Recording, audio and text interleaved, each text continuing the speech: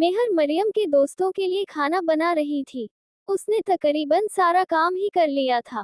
तभी इसकी छोटी मामी का बेटा किचन में आया था। इसका नाम तलहा था और वो उससे उम्र में 8 साल बड़ा था। वो अपने आप में मगन खाना बना रही थी। उसे इस बात का ख्याल ही नहीं रहा था कि कोई किचन में आया है। इसके लिए इस घर में पहनने के लिए कपड़े भी नहीं थे। वो मरियम और लाइबा के उतारे हुए कपड़े पहनती थी। इस वक्त भी वो उन दोनों में से किसी एक के कपड़ों में मलबूस थी। वो आज दोनों कजिनों से ज्यादा खूबसूरत और प्यारी थी। इस वजह से भी वो दोनों उससे जलती थी और उससे हसद करती थी। इस वक्त भी वो सादे से शलवार कमीज में थी, जिन पर उसने दुपट्टा अच्छे से सेट किया हुआ था। इसके बाल हद से ज्यादा खूबसूरत और लंबे थे। बड़ी बड़ी हेजल रंग की इसकी आंखें थी, छोटी सी नाक थी और होठों का रंग इसका कुदरती गहरा गुलाबी रंग का था। कद 5 फुट और 3 इंच था। वो इतनी ज्यादा बड़ी भी न थी। वो मुड़ी थी और इसकी नजर तलहा पर पड़ी थी। उसे देखकर वो डर गई थी। वो अच्छे से जानती थी, अगर इसकी मामियों ने उसे यहाँ इसके साथ देख लिया तो इसके किरदार पर ना जाने क्या क्या बातें करनी थी। वो अपना सारा काम करने के बाद वहां से जा रही थी। जब तलहा उसके आगे आ गया था, उसे अपने सामने देखकर वो डर गई थी। एक तो वो किसी के सामने कोई बात नहीं कर सकती थी। तलहा और अहमद दोनों से वो दूर ही रहती थी। ना जाने क्यों उन दोनों से ही उसे खुद खौफ महसूस होता था। तलहा भाई, जगह दे प्लीज। मेहर उल निसा ने डरते हुए ये बात की थी, जबकि उसको खुद से डरता देखकर वो मुस्कुराया था। मेहरो, मुझसे डरने की क्या बात? मैं तो तुम्हारा कजन हूं ना। तलहा इसकी तरफ कदम बढ़ा रहा था और वो उससे दूर जा रही थी। पीछे कोई जगह न बची थी, जिसकी वजह से अब तलहा इसके बिल्कुल पास आ गया था। मेहर उल निसा उसे अपने इतना करीब देखकर डर रही थी। वो इस दुनिया से नावाकिफ थी, मासूम थी, और इसी मासूमियत का फायदा वो दोनों कजिन उठाना चाहते थे। क्या हो रहा है यहाँ? इसकी छोटी मामी किचन में आई थी। मेहर की तो सांसें अटक गई थी। अब वो जानती थी इसका क्या हाल होना था। अम्मी देखे न, ये मुझे अपनी तरफ बुला रही थी और कह रही थी कि आप लोग इस पर कितना जुल्म करते हैं। तलहा ने अपनी मां को अंदर आते देखकर सारा का सारा इल्जाम मेहर उल निसा पर डाल दिया था और वो मासूम किचन की शेल्फ के साथ लगकर डरते हुए अपनी मामी को देख रही थी, जो कि इसकी तरफ ही आ रही थी। नहीं मामी, अभी इसके अल्फाज मुंह में ही रह गए थे जब इसकी मामी ने इसके चेहरे पर थप्पड़ मारा था और थप्पड़ के निशान इसके चेहरे पर बन गए थे। तो तुम कहना चाहती हो मेरा बेटा झूठ बोल रहा है? इसकी मामी ने अब इसके बाल पकड़ लिए थे। वो न में सिर हिलाने लगी थी। आवाज न निकले तुम्हारी। मरियम की दोस्त आई हुई हैं, इसलिए तुम्हारा बंदोबस्त मैं यहाँ नहीं, तुम्हारी जगह पर ही करूंगी। इसकी छोटी मामी ने इसके बाल मजीद जोर से पकड़ लिए थे, इतना कि इसकी आंखों में आंसू आ गए थे और वो उसे बालों से घसीटते हुए अब ले जा रही थी। उसे इजाजत न थी शोर करने की या फिर आवाज निकालने की। अगर उसने ऐसा किया तो उसे मजीद जोर से मारा जाता, इसलिए वो अपनी आवाज को अपने अंदर ही बंद कर रही थी। वो उसे घसीटते हुए ले जा रही थी बालों से और फिर स्टोर रूम का दरवाजा खोलकर उन्होंने उसे अंदर धक्का दिया था, जिस वजह से इसका सिर नीचे फर्श पर जाकर लगा था। तुम्हारी माँ भगोड़ी थी। तुम भी मेरे बेटे को अपने जाल में फंसाकर यही करना चाहती थी ना? इसके साथ यहाँ से भाग जाना चाहती थी। मेरे बेटे को मुझसे छीनना चाहती थी ना? वो मेहर को सीधा करते हुए एक के बाद दूसरा थप्पड़ इसके चेहरे पर मार रही थी। तकरीबन वो 10 से ज्यादा थप्पड़ उसे मार चुकी थी, लेकिन उनका दिल फिर भी नहीं भर रहा था। उन्होंने मेहर को जमीन पर फेंका था, इधर उधर कुछ तलाश कर रही थी। तभी उनकी नजर एक लकड़ी पर पड़ी थी, जो कि वहां साइड पर रखी हुई थी। तुम भाग जाओ अपनी माँ की तरह। बहुत अच्छा होगा, हमारी जान छूट जाएगी तुम मनहूस से। वो उसे मारना शुरू कर चुकी थी और फिर तब तक उसे मारती रही थी जब तक कि उनका दिल भर नहीं गया था।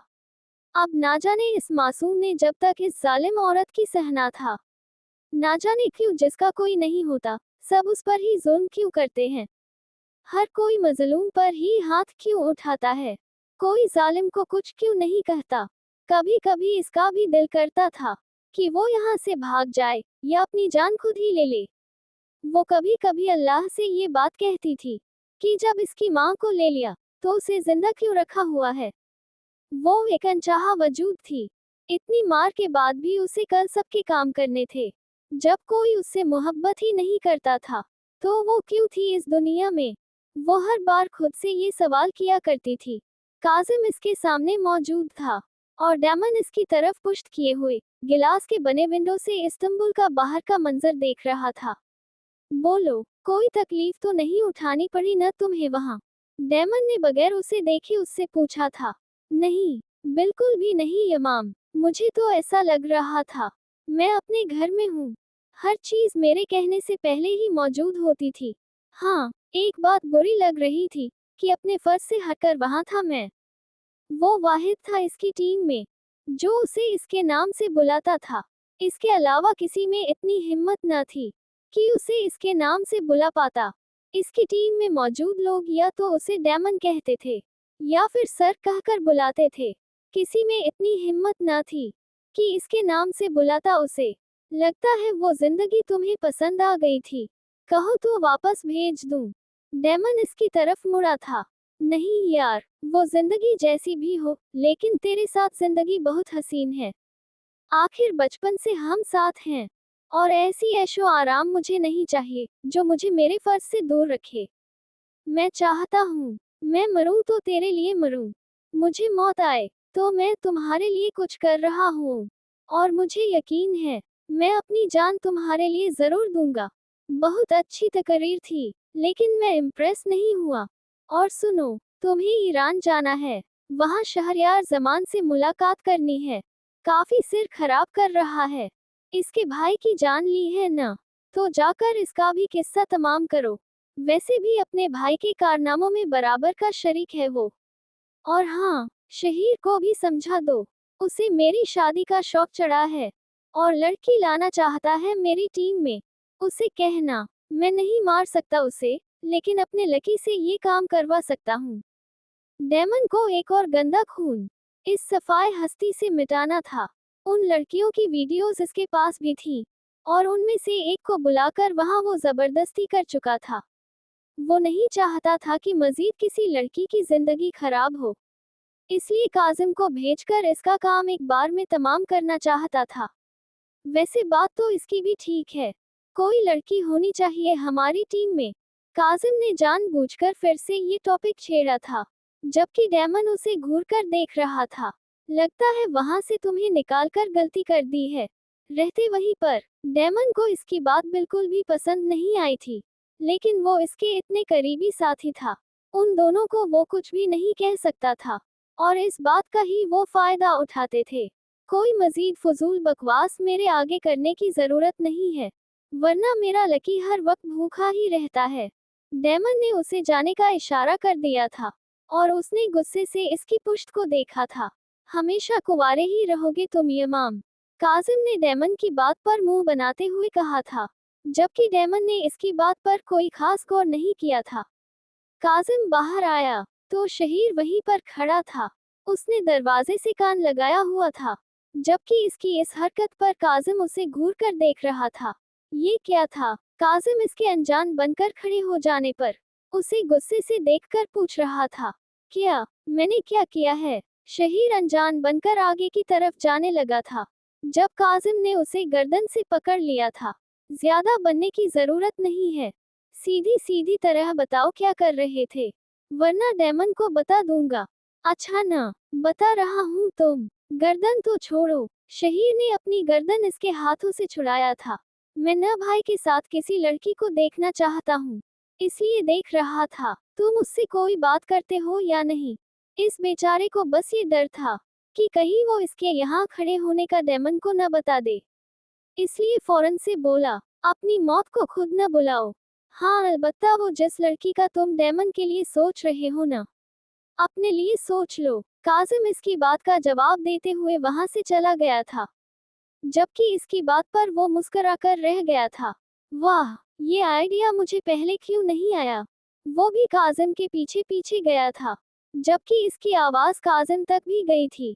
नहीं यार, अभी नहीं, अभी मैं नहीं कर सकता ना, अभी डेमन की शादी देखनी है मुझे। फिर अचानक से वो बोला था, अपनी इस ख्वाहिश का इजहार जरा डेमन के सामने तो करना, फिर देखता हूँ तुम्हारे इस मुंह में जबान भी रहती है कि नहीं। काजिम ने इसकी आगे चलते हुए उसे चैलेंज किया था। नहीं बाबा नहीं, फिलहाल मैं ऐसा नहीं कर सकता, क्योंकि मेरी जबान को फिलहाल बहुत से काम करने हैं, और इसके अलावा मैं दुआ भी तो करूंगा ना, डेमन को मोहब्बत हो जाए। लेकिन काजिम, शहीर इसके सामने आ गया था। लेकिन काजिम, मोहब्बत तो उन्हें होती है न, जिनमें जज्बात होते हैं। डेमन में तो कोई जज्बात ही नहीं है। लेकिन अल्लाह की जात बहुत बड़ी है, वो सब कर सकती है। डेमन को मोहब्बत होगी, और तुम देख लेना। शहीर ने काजिम को देखकर कहा था, तुम चुप ही रहो, तुम्हें क्या लगता है वो जज्बात उसी लड़की के लिए होंगे जो हमारी टीम में अब शामिल होगी। काजिम ने कुछ सोचते हुए पूछा था। हाँ, क्योंकि मैं जानता हूँ, इसीलिए ही तो अल्लाह ताला उसे हमारी टीम में भेज रहे हैं, वरना इससे पहले कोई हमारी टीम में नहीं आ रही थी। शहीर ने अपना मौकिफ पेश किया था, जिस पर काजिम उसे घूर कर रह गया। लेकिन अगर डेमन को किसी और से मोहब्बत हो गई, वो लड़की वो न हुई जो हमारी टीम में आएगी, कोई और हुई, तो मतलब कोई दूसरी तीसरी। काजिम ने इसकी आंखों में देखते हुए पूछा था। फजूल बकवास नहीं करो, भाई के लिए लड़की मैं ही ढूंढूंगा। शहीर को इसकी बात पर गुस्सा आ गया था, और उसने उसे उंगली दिखाई थी, जिस पर काजिम ने इसकी उंगली पकड़कर मरोड़ी थी। डेमन को मोहब्बत होगी, लेकिन उससे नहीं जो हमारी टीम में आएगी। मेरा भी ये चैलेंज है। काजिम ने इसका हाथ छोड़ दिया था, जबकि शहीर अपना हाथ पकड़कर उसे देख रहा था। इसका हाथ सलामत है भी कि नहीं। बकवास सब फजूल, तुम लोगों ने छोड़ कैसे दिया इसके आदमी को। हम कब से इस इंतजार में थे कि डेमन को पकड़ें, और ये हमारे पास सबसे अच्छा मौका था। वो इस्तांबुल की हुकूमत का जनरल था, और इसका सबसे खास रिश्ता डेमन से था।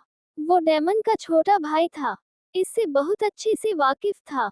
इसके हर काम पर जनरल कासिम काजमी की नजर होती थी। वो अपने भाई को इस सब से निकालना चाहता था, लेकिन वो ये बात नहीं जानता था कि डेमन किसी की भी नहीं सुनता था। वो हमेशा वही करता था जो उसने करना होता था, और इतनी मेहनत करके उसने अपनी माफिया टीम बनाई थी। वो अपने इस काम से इश्क करता था, और उसे वो मरकर भी न छोड़ता। क्या मुझे याद किया जा रहा है? डेमन हवा के झोंके की तरह अंदर दाखिल हुआ था, और वहां पर मौजूद जनरल कासिम काजमी की जगह पर बैठ गया था। डेमन ने हाथ का इशारा किया था, जिस पर वहां मौजूद सारे लोग चले गए थे।